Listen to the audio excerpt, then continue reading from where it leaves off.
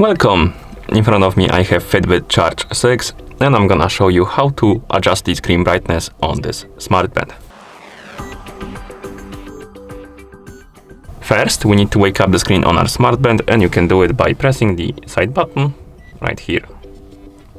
After you wake up the screen, swipe down from the top of the screen to open the menu. Then scroll through the menu and find the settings icon. Once you find the settings icon, tap on it to enter the settings. In settings, you should see the option called display settings, and once you find it, tap on it. And here we have the brightness option.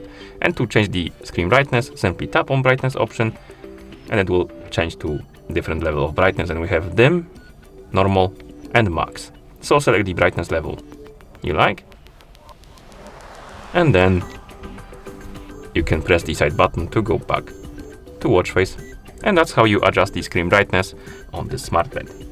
Thank you for watching. If you found this video helpful, please consider subscribing to our channel and leaving a like on the video.